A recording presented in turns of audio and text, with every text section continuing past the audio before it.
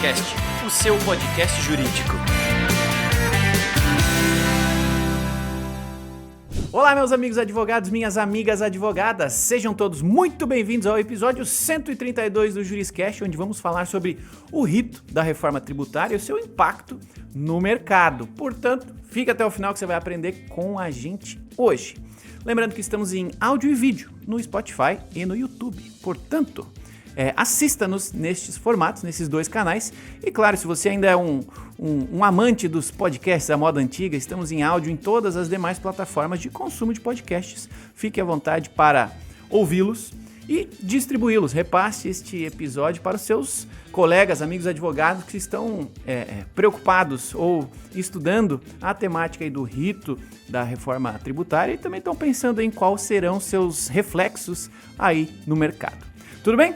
É isso, lembrando também de que você me siga aí nas redes sociais, @Thiago Facchini, em todas elas, no LinkedIn, no Instagram e todas as demais. É sempre uma alegria conhecê-lo e conversar com você nas redes sociais. Elas estão lá para socializarmos, então fiquem à vontade de me chamar lá para a gente bater um papo. Bom, feita aí a apresentação inicial, vamos ao que interessa. Então o tema de hoje é rito, da reforma tributária, o reflexo dele no mercado. E como de costume aqui no podcast, temos sempre um especialista, um convidado que vem trazer luz aqui ao tema para nós. O convidado de hoje é o Matheus Venturini. Ele é advogado, especialista em direito tributário pelo Instituto Brasileiro de Estudos Tributários e atualmente cursa MBA em Gestão Tributária pela Universidade de São Paulo. Também foi professor seminarista no IBET do Rio Grande do Sul e, em nome da audiência, em meu nome, lhe dou as boas-vindas ao Juriscast. Seja muito bem-vindo, Matheus, ao Juriscast. Muito obrigado, Thiago. Obrigado pelas boas-vindas.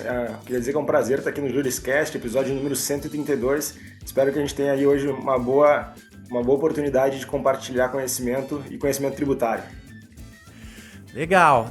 De tributos, todos nós brasileiros entendemos muito, né? A gente, sabendo ou não sabendo do quanto estamos pagando, mas estamos pagando impostos, né? Então esse tema da reforma tributária, para quem está atuando no direito tributário, mas acima de tudo para quem é cidadão brasileiro, isso aqui é muito importante que conheçamos e entendamos o que for possível a respeito do tema. Então, antes da gente entrar aqui nas minúcias tributárias, né, dessa matéria, vamos dar um pouquinho de contexto para nossa audiência. Se você puder falar um pouquinho assim sobre a tal da reforma tributária, tem bastante gente falando sobre ela, gerou bastante discussão aí até a sua discussão em plenário, e tá chegando a hora ela entrar em vigência. Então assim, fala um pouquinho pra gente sobre o que como é que está nesse momento, as principais alterações que estão por vir, o que você entende que faz sentido que as pessoas saibam no início dessa conversa. Perfeito, Thiago. Acho que o primeiro ponto, tá, é a gente compreender que reforma tributária ela não é um fenômeno, um evento único, estanque, um evento que aconteceu e não vai acontecer mais, ou que aconteceu e está pronto, tá? Então, essa reforma tributária que a gente discute hoje, que a gente ouve falar na mídia, é a reforma tributária sobre o consumo, que ela começa lá em 2020, 2021, 2022 ela ganha força em alguns projetos de lei que tramitaram no Congresso, e em dezembro de 2023 a gente tem a promulgação da emenda constitucional número 132, que ela altera a Constituição, e depois a gente até pode falar por que ela altera a Constituição, tá? Ela altera a Constituição para criar uma nova sistemática de recolhimento, apuração e pagamento de tributos sobre o consumo, tá? Então, eu queria fazer um parênteses aqui, tá, Thiago? E voltar no reforma constitucional, tá? Nosso direito tributário, ele é eminentemente constitucional. Então, toda a estrutura tributária do Brasil, ela está na Constituição. A gente percebe no direito comparado, né, Estados Unidos, Holanda, que diversos outros países, que em outros estados-nação, essa estrutura de regras, ela não necessariamente é constitucional. A Constituição, ela prevê uma regra talvez muito preliminar, e depois todo o resto do ordenamento jurídico ele vem através de leis, através de decretos, né? No caso do Brasil, toda a nossa base tributária ela está na Constituição. Então a gente chama de direito constitucional tributário, tá? Para alterar a tributação sobre o consumo, é preciso uma alteração na Constituição. Então, lá em dezembro de 2023, quando a gente falou, promulgada a reforma tributária, na verdade, aquilo ali foi a alteração da Constituição que vai autorizar que outras leis sejam editadas com base na Constituição, que foi alterada, para mudar a forma como a gente tributa o consumo hoje.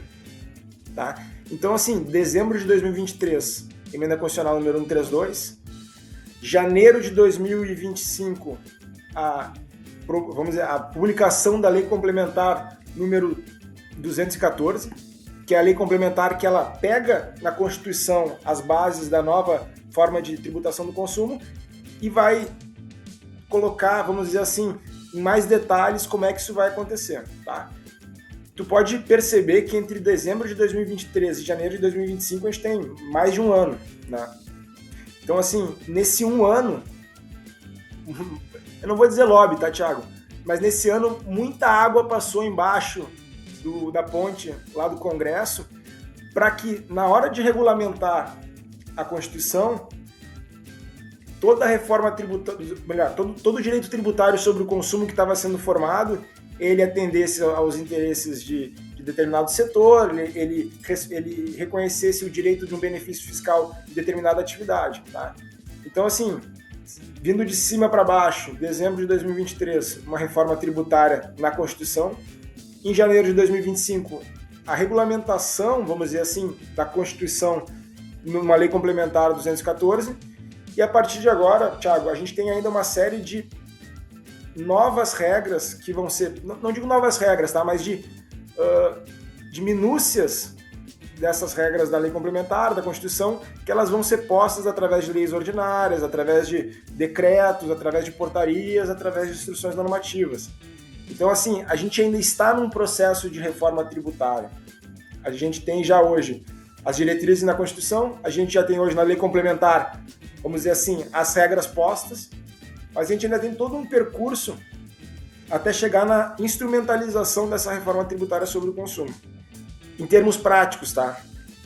A lei complementar número 214, com base na Constituição, ela coloca até 2033 um período de transição onde nós saímos do regime tributário sobre o consumo atual, que a gente pode entrar no detalhe mais na frente, como é que é esse regime tributário atual, e ela transita desse regime tributário atual para o regime tributário reformado, né?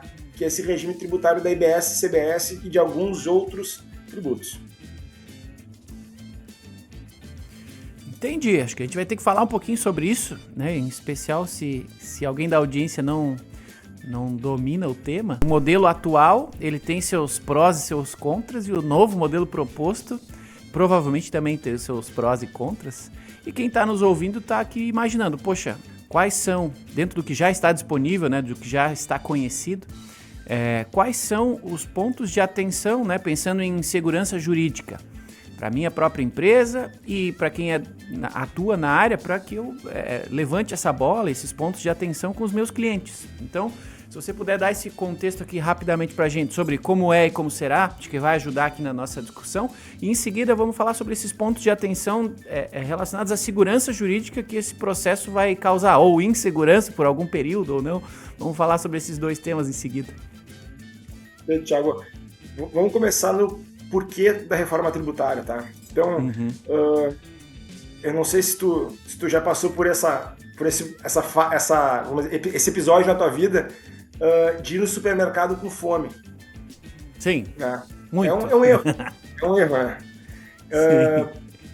Por que o nutricionista ele fala, come de 3 em 3 horas?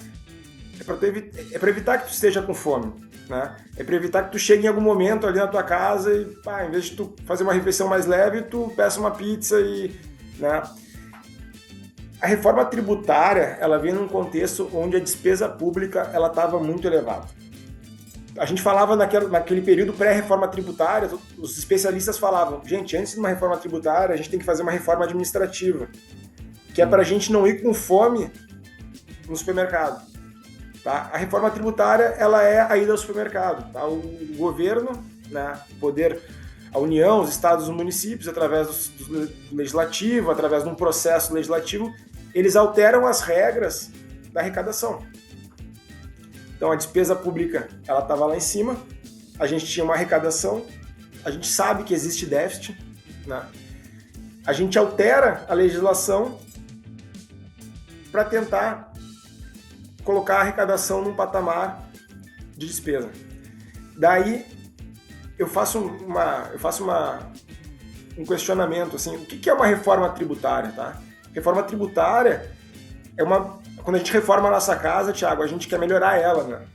Sim. A gente não quer reformar ela para piorar ela. Então, assim, no plano do dever ser, né, dos estudantes de direito que estão nos assistindo, esse conceito do dever ser é muito legal quando a gente está na faculdade, né? Depois a gente vem para a prática e acaba ficando um pouco afastado dessa lógica do dever ser. Mas no plano do dever ser, Thiago, uma reforma tributária ela deveria diminuir a carga tributária, ela deveria simplificar a forma como uma pessoa física, uma pessoa jurídica arrecada tributos, e ela deveria, pelo menos, diminuir o número de tributos, tá? Vamos lá. Carga tributária. Hoje, uma empresa que presta serviços e que está no lucro presumido, que é um dos regimes de tributação de uma empresa hoje, é o lucro presumido, outro é o lucro real e outro é o Simples Nacional, tá? O Simples Nacional é um regime específico, mais simples, entre aspas, com uma carga tributária mais baixa, entre aspas. O lucro real é um regime mais complexo, onde a empresa ela tem que apurar todas as suas receitas, todas as suas despesas e apurar o lucro que ela realmente teve, por isso o nome lucro real.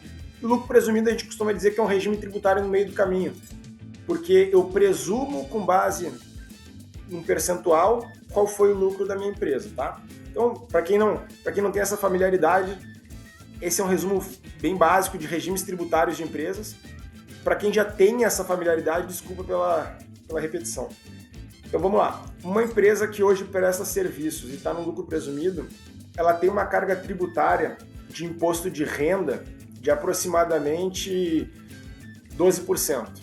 Tá? Ela tem uma carga tributária sobre o faturamento dela, que é o PIS/COFINS, de 3,65%. Ela vai pagar um ISS de 2%.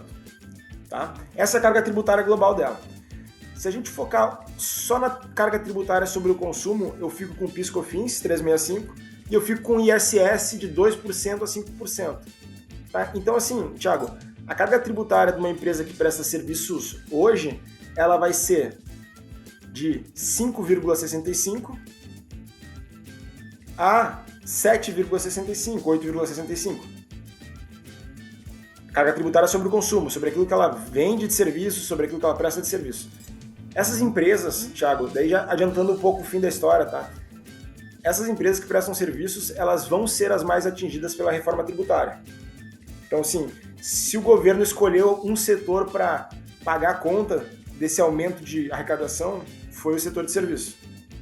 A carga tributária dessa empresa que hoje pagava entre 5,65 a 8,65, ela vai passar automaticamente para 28%, que é a carga tributária esperada hoje para a IBS e CBS.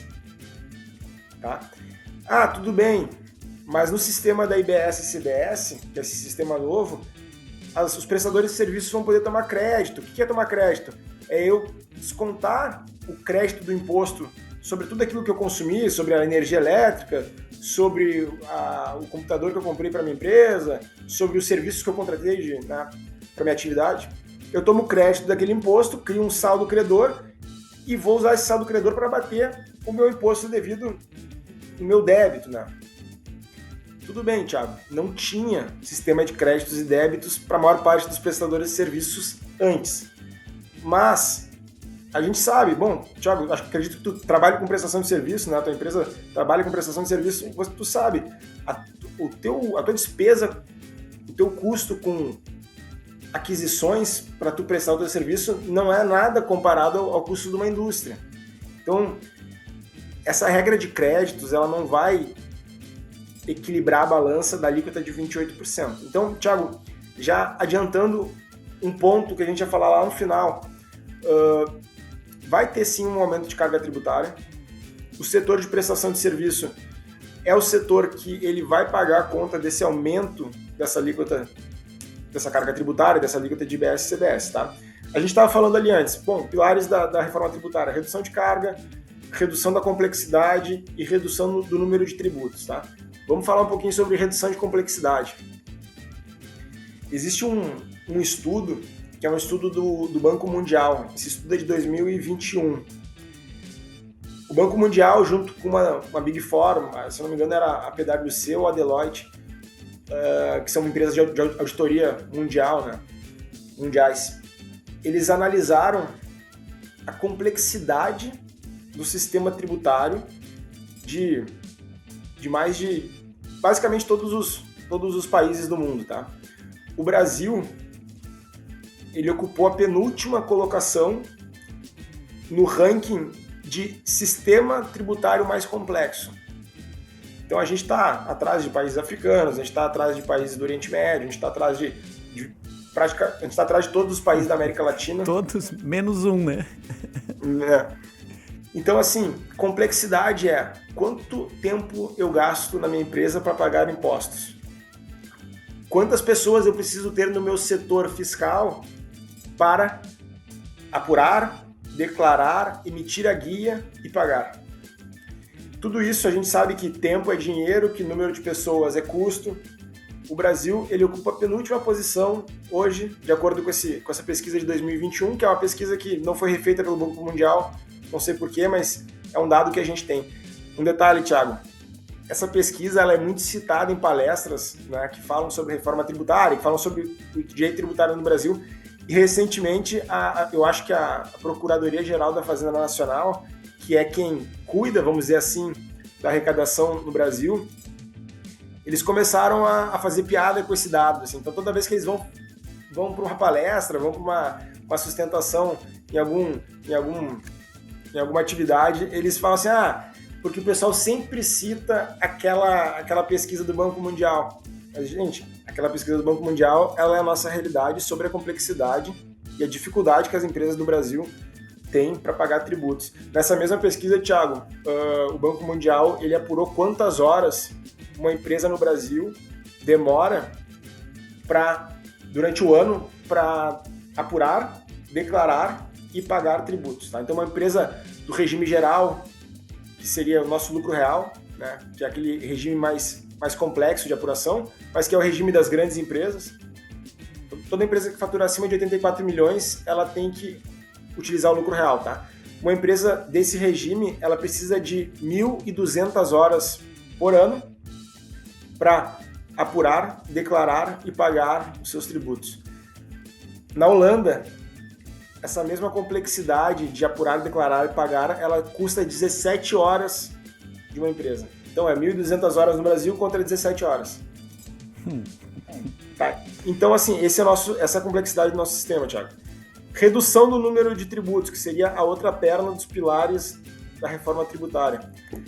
A gente está trocando 6 por meia dúzia. Tá? A gente está saindo de um sistema onde as empresas pagam IPI, que é um tributo sobre imposto sobre produto industrializado, pagam ICMS, que é o imposto sobre a circulação de mercadorias, que é um imposto estadual, IPI é federal, ICMS estadual, pagam PIS e COFINS, que são duas contribuições diferentes, embora sejam muito parecidas na forma de pagamento. E basicamente é isso, tá? Claro, a gente poderia falar aqui em imposto de importação, poderia falar sobre outros tributos, mas sobre o consumo a gente tem esses impostos aqui, e contribuições. A gente está indo para um sistema onde a gente vai ter a CBS, que é a Contribuição sobre Bens e Serviços, a gente vai ter a CBS, que é a Contribuição sobre Bens e Serviços. Então, IBS, Imposto sobre Bens e Serviços, CBS, Contribuição sobre Bens e Serviços. A gente vai ter o imposto seletivo, que é aquele que já deve ter ouvido falar na mídia, que é o imposto do pecado, que é um imposto que vai ser instituído sobre atividades e produtos que fazem mal à saúde ou ao meio ambiente. E sobre isso a gente poderia falar aqui também. O que faz mal à saúde? Vinho faz mal à saúde ou faz bem à saúde? De acordo com uns faz bem à saúde, de acordo com outros faz mal à saúde e por aí vai, tá? Então, existe uma subjetividade no imposto do pecado que vai dar muito pano para manga, tá, Thiago? E a gente tem ainda o IPI Zona Franca de Manaus, tá?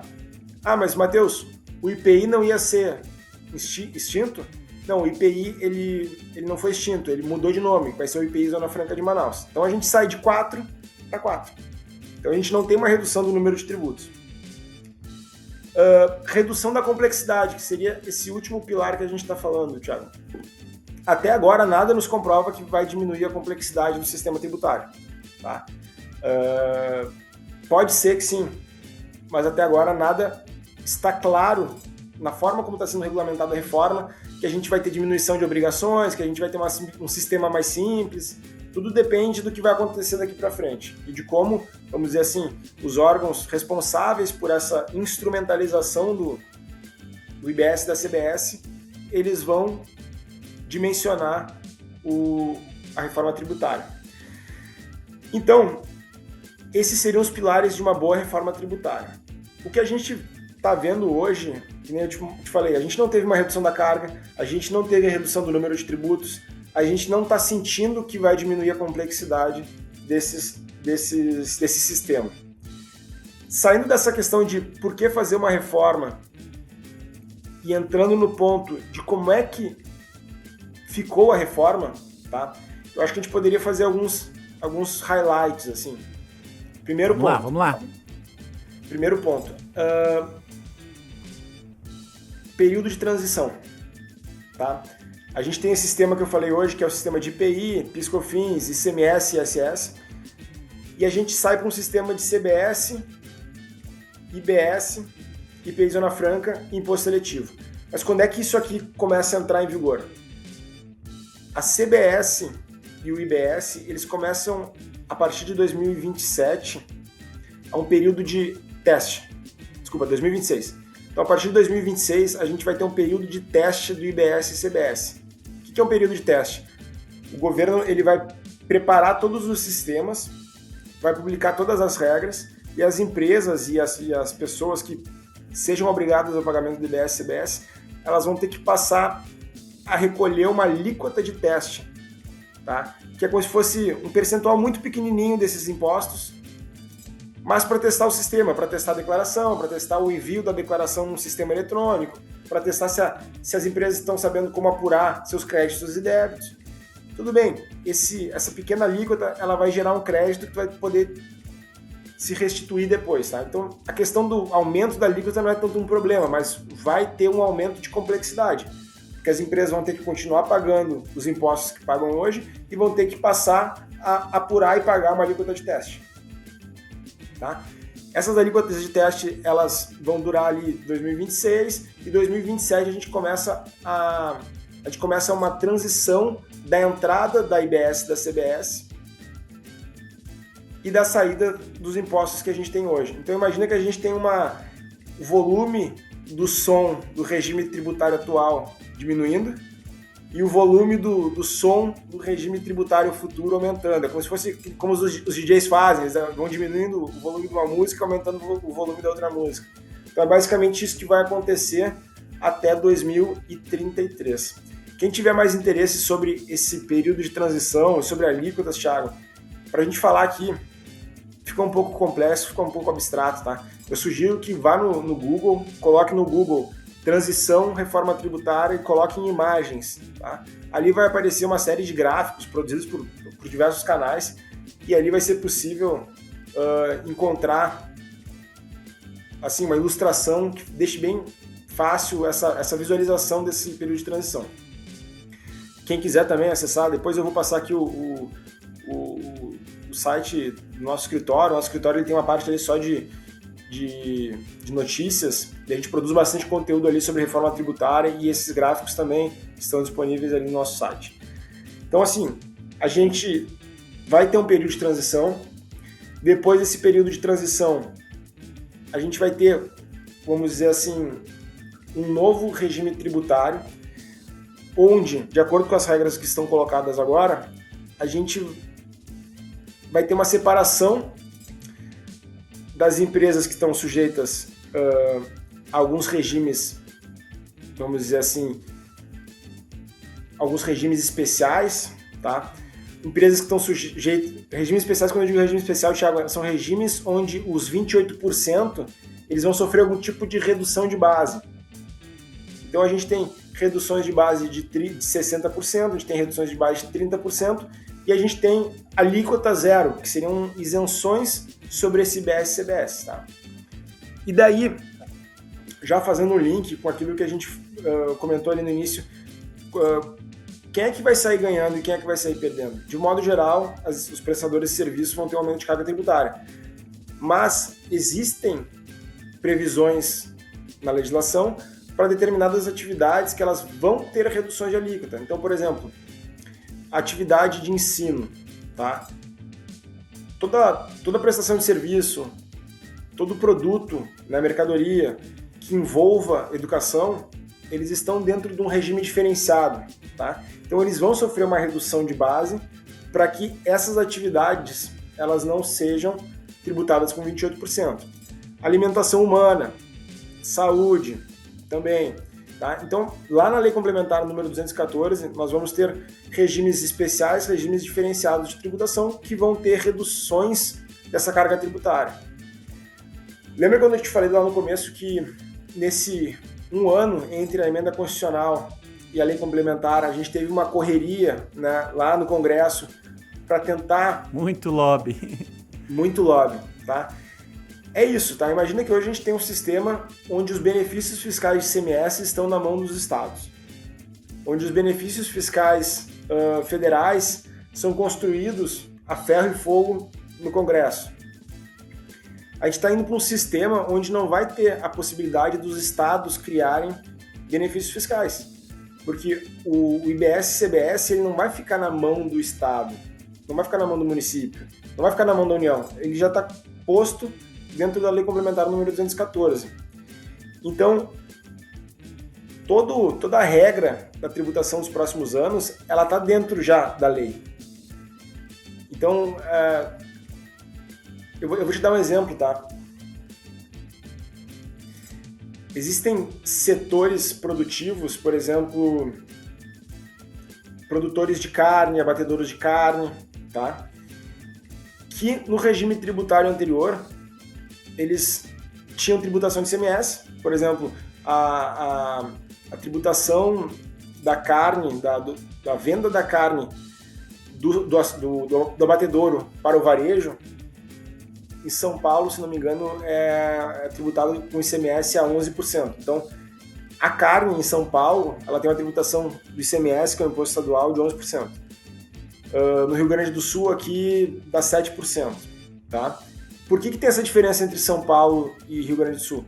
Bom, porque os estados eles têm autonomia para dispor sobre as alíquotas de ICMS hoje. Tá? Então, o Rio Grande do Sul aqui ele entende que esse produto da alimentação humana, que é a carne, ele tem que ter uma tributação de 7%, e São Paulo entende que tem que ter 11%. A partir do momento, Thiago, que a gente entrar na IBS-CBS, não existe mais diferença entre a tributação da carne no Rio Grande do Sul e a tributação da carne em São Paulo. Tá? E a carne, especificamente, ela entrou naquilo que a gente chama de cesta básica nacional. Então, a carne, por estar na cesta básica nacional, junto com uma série de outros alimentos, ela tem uma alíquota zero sobre toda a cadeia produtiva dela. Então, tu pode me perguntar assim, o setor que trabalha com carne, o setor que trabalha com outros alimentos que tem ali na cesta básica nacional, ele foi impactado de forma, vamos dizer assim, de forma a piorar a carga tributária deles? A resposta é não. Mas se me perguntar como é que foi a reforma tributária para a empresa que ela trabalha ali com publicidade e propaganda, que tem a prestação de serviço de publicidade e propaganda. Bom, essa empresa ela saiu de uma carga tributária, que nem eu te falei antes ali, de 5,65% para uma carga tributária de 28% com direito a créditos. Então, a reforma tributária, Thiago, daí falando, né, já nessa questão do impacto na economia, essa análise de como é que vai ser a reforma para a economia, ela é muito setorial. Ela é setorial porque a gente vai ter que analisar a atividade do setor, a gente vai ter que analisar o enquadramento dessa atividade nos regimes especiais que tem na lei, a gente vai ter que entender se essa atividade, por exemplo, de publicidade e propaganda, ela não tem como se remodelar a partir de agora, para ela passar a ter mais despesas que hoje ela não se preocupava em ter, para ela poder tomar um crédito de IBS e CBS, para ela diminuir a carga tributária dela. Então, vamos dizer assim, cada setor, cada atividade, cada profissão, cada empresa, ela vai ter que olhar para a reforma tributária e buscar na reforma tributária um caminho. Tá? Seu que caminho enquadramento para tentar ferir, imaginar como é que vai ser lá na frente. Né? Exatamente. Aqui é legal essa sua fala, porque eu tô aqui ouvindo essa explicação, entendendo que, a grosso modo parece que vai dificultar a nossa vida, e dois, cada caso é um caso. Então vou lhe fazer duas linhas de perguntas aqui. Uma, pensando no escritório de advocacia, no advogado que vai ter que lidar com esse tema, e com as empresas também. Então você que presta aí assessoria para empresas, imagino que as empresas já estejam em polvorosa pensando, produção, bota o barulhinho do pi, aí porque, fudeu, né? E o que você como especialista está recomendando neste momento para as empresas?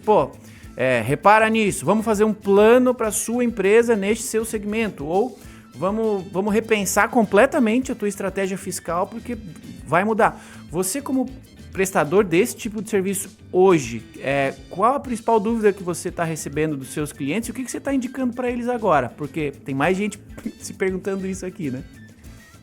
Thiago, a reforma tributária, né, a gente falou, ela começa lá em 2023, ela vem se desenrolando, e aqui no escritório, quando a gente sentava e conversava, como é que a gente vai lidar com a reforma tributária com os nossos clientes, tá?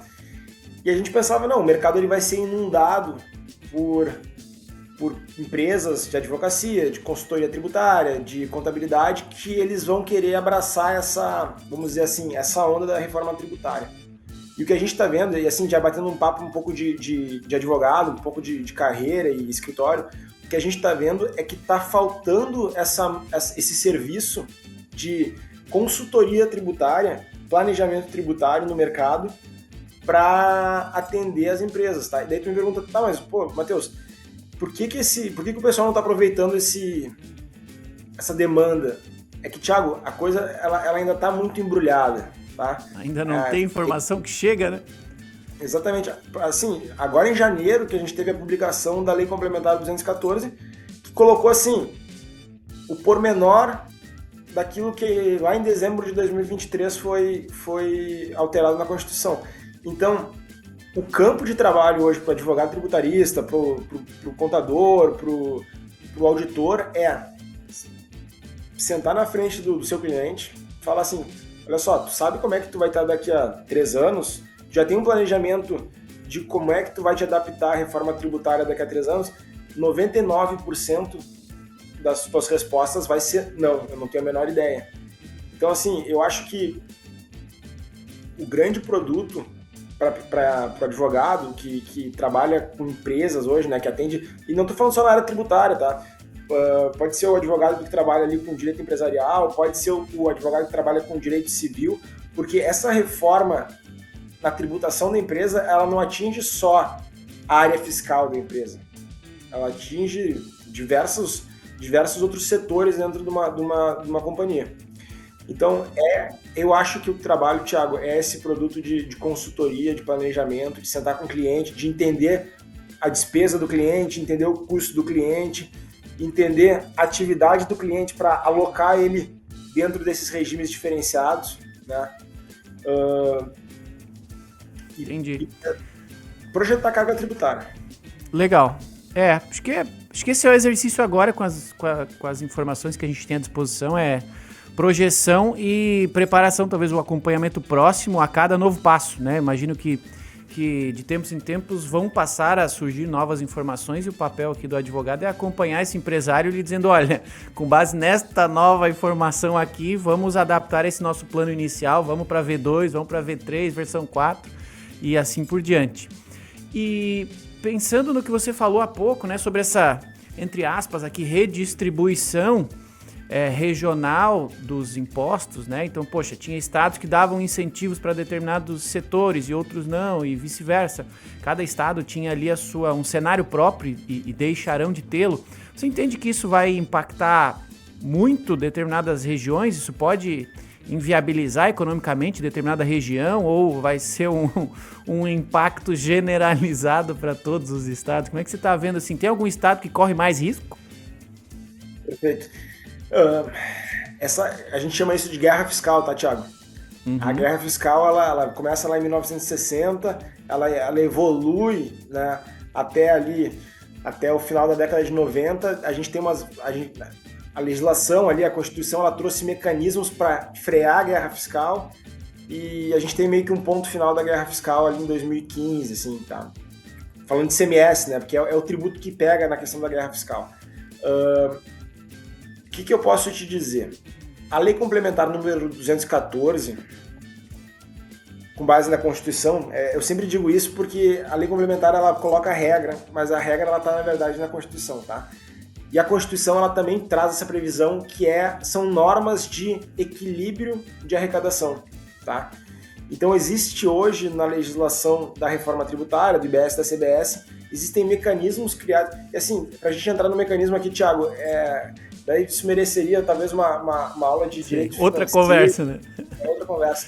Mas sim, existe uma preocupação na legislação do equilíbrio da arrecadação e se não houver equilíbrio, existem mecanismos de redistribuição de arrecadação. Agora, se isso vai funcionar, Thiago, se isso vai, na prática, ser efetivo, a gente vai poder falar daqui a uns anos, tá? Mas sim, tá? Vai ter uma modificação na arrecadação dos entes públicos, sem sombra de dúvida, porque a gente tá tendo uma alteração muito grande naquilo que a gente chama de legitimidade ativa para cobrança, tá? Então, por exemplo, vou te dar um exemplo bem simples. Representante comercial, tá? Que é aquele cara que ele é contratado pela indústria para chegar lá no varejo, fechar o contrato daquele produto e o varejo receber o produto da indústria, né? É a atividade de representação comercial. Hoje, o representante comercial ele paga ISS para o município onde o representante comercial tem domicílio. Tá? Então, eu sou representante comercial aqui em Porto Alegre, eu pago ISS para Porto Alegre, independente se a indústria que eu estou representando ela é de São Paulo e o varejo que eu estou fechando o negócio é em Florianópolis, tá? Com a mudança da regra agora para tributação no destino, a gente não tem claro na legislação onde é que vai ser, se vai ser na sede da indústria ou se vai ser na sede do varejo, mas a gente tem muito claro que não vai ser na sede do domicílio do prestador de serviço, tá? Então isso aí é só um exemplo de mudança de lógica de arrecadação em relação à legitimidade ativa para a cobrança dos tributos. Legal, esse seu exemplo aí sobre a legitimidade ativa da cobrança me leva a outra dúvida que imagino que os advogados estejam interessados aqui em ouvir também, bom, toda vez que nós sentimos que temos um direito violado, nós vamos ao judiciário, né, buscar aí algum tipo de ressarcimento. Como é que você está... Aqui é previsão, né, que é feito mãe de Ná falando, talvez. Mas como é que você vê o impacto dessa alteração tributária no judiciário, né? Você imagina que desde o dia 1 aí a gente vai ter já aumento nos questionamentos a respeito desse formato, dessa distribuição? Você acha que a gente pode gerar um outro impacto indireto lá no judiciário com o aumento desse questionamento a respeito dessa nova tributação? Thiago, infelizmente a resposta é sem sombra de dúvidas, tá? O Brasil... Ainda mais que vai ter uma transição, né? Então, assim, por um período a gente vai estar atuando com os dois modelos ao mesmo tempo, então, assim, vai funcionar, não vai respingar lá no judiciário também? Thiago, com certeza, tá? E isso já está acontecendo, tá? Já no STF já tem ações diretas de inconstitucionalidade contra trechos da Lei Complementar 214, contra trechos do projeto de lei, né, que transitou ali e tudo mais. Então, assim, isso já está acontecendo, tá? E E é um fenômeno que é impossível de frear, porque assim, a gente tem um ditado aqui no escritório que pegou, e a gente costuma repetir, que no Brasil é negócio fazer uma lei inconstitucional. É negócio para quem? É negócio para a União, é negócio para o Estado, é negócio... Porque a União cria uma lei inconstitucional, os contribuintes são obrigados a pagar tributo com base naquela lei constitucional, o contribuinte é obrigado a contratar um advogado para o advogado entrar com uma ação judicial para discutir a constitucionalidade daquela lei inconstitucional que me obriga a pagar tributos. Esse processo ele passa pelo primeiro grau, ele passa pelo segundo grau, ele passa pelo STJ, e às vezes ele sobe para o STF. Para lá o STF ter noção do que está acontecendo. Daí o STF vai julgar essa matéria e ele ainda pode modular os efeitos dessa decisão. E todo esse período, o contribuinte ele ficou pagando um imposto inconstitucional. Tá? Então, assim, é ruim falar isso, mas a gente não tem uma esperança ou um indício de que essas novas regras de IBS e CBS, elas estejam mudando essa aura que existe em cima da lei tributária brasileira. Então, eu acho que é inafastável, tá, o contencioso judicial, o contencioso administrativo. Dos pilares lá das pessoas que estavam pensando na reforma tributária antes disso ir para o Congresso, porque existia um grupo de estudos pré-legislativo e uma das preocupações desse grupo de estudos era uma forma de diminuir o contencioso judicial e de diminuir o contencioso administrativo, né? Que é o contencioso administrativo no direito tributário, para quem não sabe, é a fase de processo administrativo que é levado à discussão dentro do ente público, ou seja, dentro da Receita Estadual, dentro da Receita Federal, dentro da área fiscal do município. Então, existe todo um processo administrativo que ele se desenvolve no âmbito das receitas federais, estaduais e municipais. E hoje, se a gente pegar lá no exemplo da Receita Federal, cujo órgão de julgamento supremo, vamos dizer assim, é o CARF, a gente vai olhar lá o passivo tributário que tem lá, vamos dizer assim, o valor que tem lá em discussão hoje no CARF é bilionário, sabe? Sim. Mas é legal que você falou isso também, mesmo dando um pouco de desesperança como cidadãos, mas para quem está nos ouvindo aqui que atuamos aqui na área jurídica, é legal de ouvir também porque se você está atuando lá de uma empresa, provavelmente você já deveria estar contando com o apoio de um profissional especializado desde já para, antevendo este possível problema, judicializar e tentar reaver caso haja alguma reversão lá no STF, lá na frente, o quanto antes esse dinheiro, né? A gente sabe que quando eles modulam, né, esse benefício normalmente vem para quem entrou com ação, até um período, assim, poxa, talvez tenha aqui uma oportunidade para a gente ver esperança em empresas precisarem do apoio de bons advogados nessa área. E para os advogados que estão aqui pensando, vai dar bastante trabalho, ter que estudar muito, ter que reaprender o direito tributário, ter que reconsiderar um pedaço do conhecimento que eu já tenho, mas ao mesmo tempo parece que teremos aqui oportunidade de tanto novas demandas, novas teses, assim como uma janela temporal aí crescente de novas oportunidades nesse ramo para ajudarmos mais pessoas, mais empresas, então assim, botar um dinheirinho no bolso. Então, para quem está desse lado de cá do balcão, talvez seja por mais que seja triste, né, para o país, mas é uma oportunidade de rentabilizar mais essa mudança, né?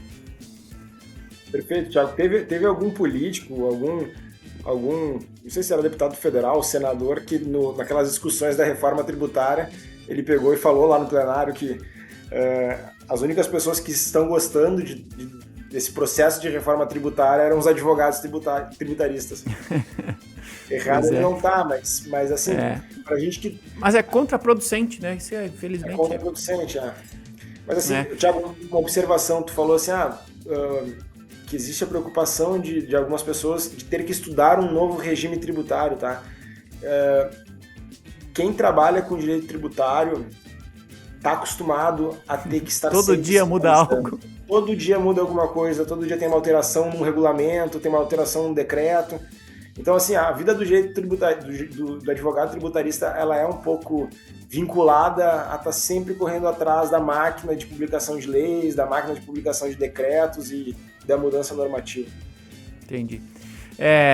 Antes da gente acabar aqui, que o tempo voou, né? Falar de coisa legal, o tempo voa.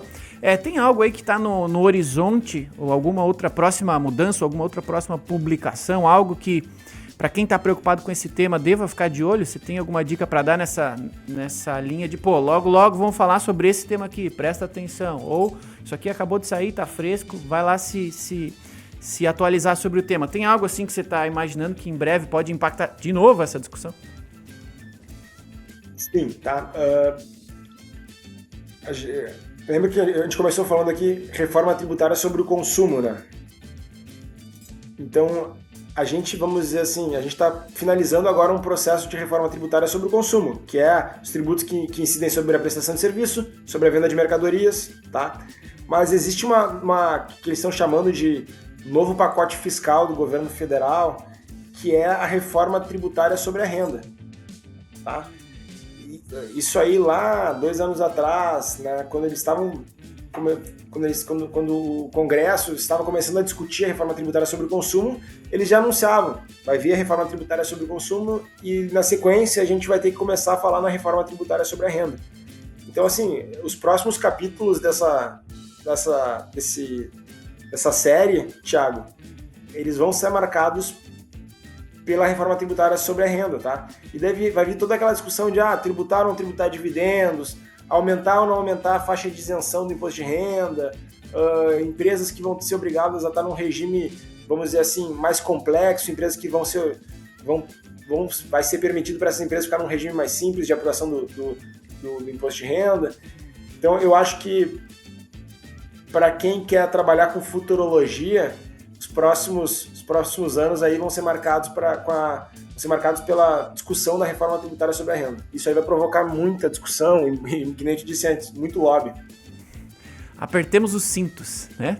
Bom, ao final dessa tua explanação, entendi que gabaritamos em não atingir nenhum dos objetivos dessa nova legislação. Geramos aí um passivo e um ativo com o qual vamos ter que lidar daqui para frente e é isso aí, bola para frente. E faz parte, né? Faz parte, que bom que pelo menos estamos tendo algum tempo para nos preparar e temos pessoas para nos apoiar, né? A gente está chegando no final deste episódio aqui, eu sempre gosto de deixar o espaço aberto para você como referência no tema aqui para nossa audiência. Deixar alguma forma dos nossos espectadores aqui entrarem em contato, falarem com você, te acessarem para tirarem mais dúvidas, porque nessa conversa aqui de 1 horinha a gente só passa na superfície do problema, entende aqui macro como é que é a situação no momento, mas assim, tem muita coisa detalhada que não deu para falar aqui e muito mais coisa para acontecer ao longo dos próximos tempos. Então, Matheus, fala pra gente como é que é o melhor jeito de entrar em contato com você, com o seu escritório, como é que você recomenda aí que as pessoas que começaram essa conversa aqui com a gente continuem ela fora aqui do episódio com você. Perfeito, Thiago. Bom, acho que o LinkedIn, né, é o nosso caminho mais, vamos dizer assim, profissionalizado de contato, então deixo lá o convite para o pessoal me adicionar no LinkedIn, ali eu posto eu reposto muita coisa que o nosso escritório aqui produz de conteúdo. A gente tem um setor aqui interno, a gente se preocupa bastante isso, de produzir um conteúdo legal, acessível, didático e objetivo, que ele é muito direcionado não para outros advogados, né, mas para os nossos clientes. Assim, então a gente tenta sempre ser o mais simples e objetivo possível. Então, meu LinkedIn é Matheus Venturini, se procurar lá vai encontrar. O site do nosso escritório é rafaelpandolfo.adv.br. Se quiser também acessar lá e acessar a nossa parte de notícias, vai ser muito convidado para estar ali com a gente. E, Thiago, eu queria te agradecer o espaço, dizer que a gente está sempre à disposição aí para falar sobre direito tributário, tributação no Brasil, como as empresas lidam com a tributação. Então, conta com a gente, é um prazer estar aqui contigo e sucesso nos próximos episódios, 133, 34, 35 e aí por diante. Obrigado. Obrigado, Matheus. Eu que lhe agradeço. Imagina, esse episódio aqui ele existiu e foi tão legal porque teve conteúdo aqui. Você tá com conteúdo na ponta da língua e é assim que a gente faz os podcasts aqui, os episódios aqui do Juriscast. Sempre com um especialista, porque a discussão fica rica, né? Vai ficar mais aprofundada. E por isso eu lhe agradeço em meu nome, em nome da audiência. Muito obrigado por ter vindo aí participar e disseminar, compartilhar o seu conhecimento, porque quando você compartilha aqui com a gente multiplica aí no nosso ecossistema jurídico e assim a gente ajuda ainda mais advogados, ainda mais empresas a fazer a sua rotina aí mais eficiente. Então, Matheus, muito obrigado. Obrigado, Thiago. Maravilha, e para você que nos acompanhou aí do outro lado da tela, do fone de ouvido, da sua TV, onde você nos assista, muito obrigado por estar acompanhando os episódios do Juriscast, muito obrigado por estar aí fazendo os comentários, recomendando para os seus colegas, muito obrigado para você que apoia todos os episódios que a gente faz aqui para você com muito carinho, todos sempre de graça, para, como eu disse agora há pouco, multiplicar o conhecimento na área jurídica e fazermos esse ecossistema cada vez mais próspero. Um obrigado muito especial ao Matheus, claro, e a você que nos acompanhou até o final deste episódio do Juriscast. Muito obrigado pela companhia. Nos vemos na quinta-feira que vem, no próximo episódio do Juriscast. A todos vocês um abraço, meu nome é Thiago Facchini, até quinta que vem, um abraço e tchau. Você ouviu o Juriscast, produção e oferecimento ProJuris, plataforma de inteligência legal, líder no desenvolvimento de software para departamentos jurídicos e escritórios de advocacia, powered by Softplan. Conheça mais em projuris.com.br.